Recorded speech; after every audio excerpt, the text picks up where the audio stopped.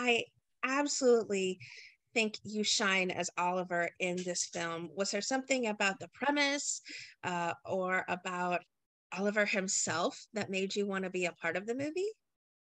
I I I really did just love reading it, and I was sent quite a few scripts actually over the pandemic when we were first locked down, and it had like a really unique feel to it, and I thought I haven't read anything like this in a while, and um, it was really different to my first project that I had out last year, and I was really looking for something that was challenging, included things that Max doesn't do in real life, because I always think that my job is acting, so I want to really like learn and understand other people's thought processes to become a better person and to have more understanding of different people in different worlds. So Oliver had all of that for me. It was a big box tick. So I was like, I must do this film. Let's make it work. It must have been daunting or intriguing or even cool getting to act with Hero in the prosthetics. He mentioned maybe it even made you both go a step more with your acting abilities because you have this dynamic where you can't see the person's eyes necessarily and you can't see the person's face and reaction. Was that Yeah. your thoughts as well? Like you had to step up your game when it came to your interactions between Oliver and Mitch? Yeah, so when Hero was dead and he was in the blue suit, when he was like just grave fresh, um I Oliver is not seeing a dead body. Oliver is seeing and communicating with his imaginative real friend. And then the shock for him is when they do come to life. Um, and again, so when I interacted with them when they were alive and you see the eyes and stuff, lots of that was physical, like it was prosthetic. So it was very easy to have a reaction to it because it was stunning work. I mean, Mark Collier and his team are like the best in the business at this. They've been doing it for a time, and you know, Oscar nominee. He's just amazing. So it was very easy. They made my job very easy. And yeah, of course, it deepened the work. But also, what you have to remember is these zombies for Oliver, it's divisive. So he's not seeing zombies. He's seeing his family, I suppose. So the Right. reaction initially is like, and then it's like, oh, actually, these are just normal people to me. Well, the on-screen chemistry between you and Hero is just absolutely lovely. Was it that way off screen as well? Yeah, of course it is. I mean, he's amazing. We played like cards together. I beat him most times, probably.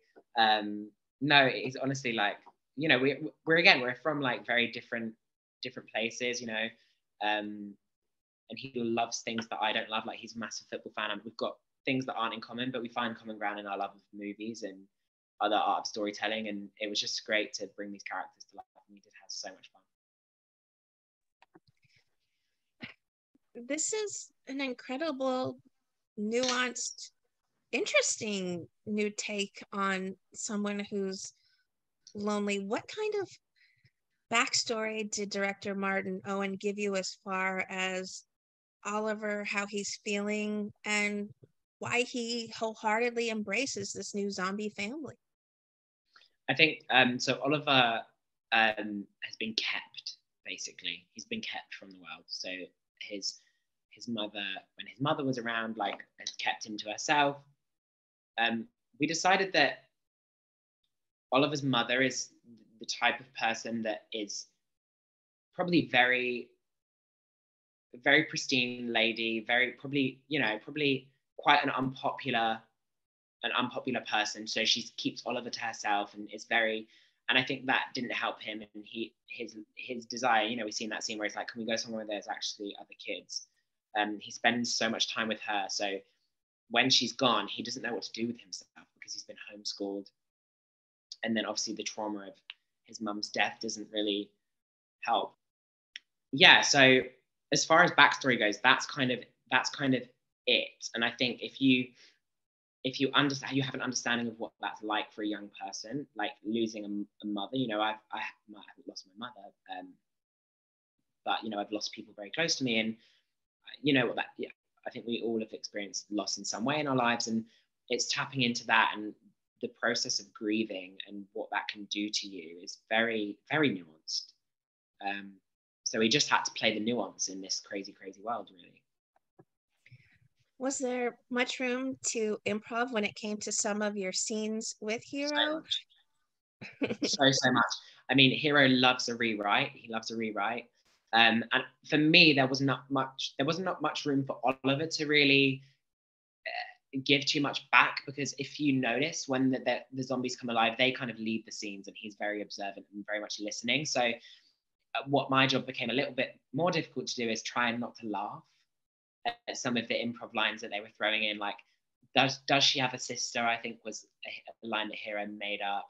Another line that he made up was in the dinner scene where Ben's character Frank is like spewing.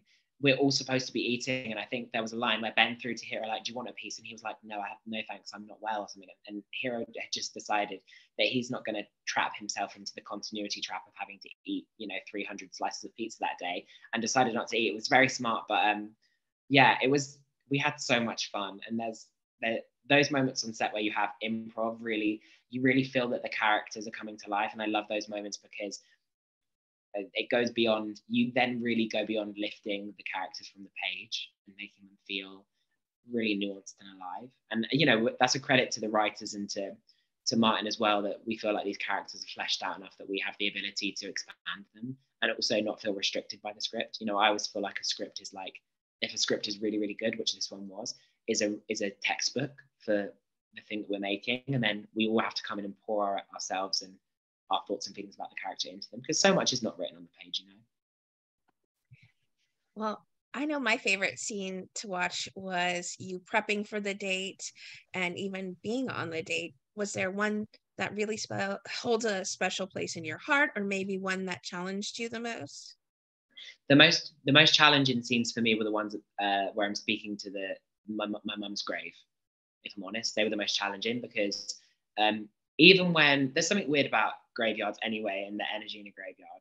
But so when I'm speaking to like dead body Hero, at least it's a body.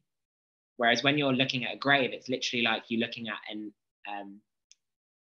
to me anyway, like an inanimate object. Even though obviously someone's buried there and their soul lives there. My experience is that like that place just becomes a place of remembering the person, not that person's soul is necessarily lived there. So I found that really difficult to immerse myself in that, but you really don't get anything back from a stone. You just don't. The scene that was much easier to do was the scene with the rose, because the rose felt living and physical, and that was I felt that was a much easier scene to do. But my favorite scene as well is the same one as yours, the one with Hero in the bathroom where he's like, does she have a sister, with his comb. It was just, that's like a really like slow paced scene, and it feels like introspective, and it feels like we get to really tap into their relationship in a way that you don't necessarily see, two boys getting ready for bed in a bathroom. Two boys getting ready for bed in a bathroom. Yeah, that's a movie in itself. Well, I promise I won't steal it. You're welcome to pitch it to any studio you like. Maybe I will. What do you hope viewers take away then from watching The Loneliest Boy in the World? I hope they're really entertained. I hope they have fun. I hope they escape. I hope they use their imagination to make their own opinions about whether this family's alive or not, and whether they, all of these things, whether they ever came to life or not. I want you to make your own decision about where you think Oliver's going. I want you to make your own decision about what you think Oliver and Chloe's relationship is, and whether that's going to last, or whether that's just them discovering who they are thing. And then also it's a film for the outsider, really, to feel seen a little bit. So that's always fun. Getting to do that is always cool. What's next for you? Have you been busy working on any other projects? Yeah, I've been very lucky. I've been very busy, and I've got a few. I've been shooting, and I've got a few projects in the pipeline ready to shoot for the end of the year next year. But I can't really divulge any more information than that for now. But just know that more is coming. Different characters that look different, that sound different.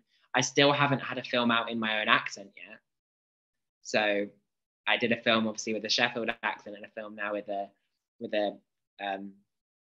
general American accent, which Oliver's accent is actually very specific because he has this high-pitched, lilting, hushed tone, which again is a very specific thing that I decided I wanted to do for the character. So I suppose I haven't done a normal, my level speaking American accent. So lots of different things, and I'm just excited to play and keep reinventing myself so that people continue to feel surprised by what I have coming. What would you like to say to everyone who are fans and supporters of the work you do on our screens?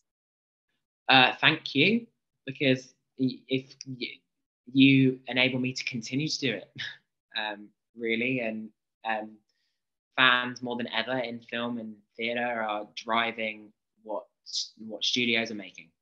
So I really appreciate, and I do not undervalue the power of the fans. And also thank you to everyone who's discovered me on this movie, because I think a lot of people will discover me and discover Oliver, and I hope you can continue and be part of the Max fam.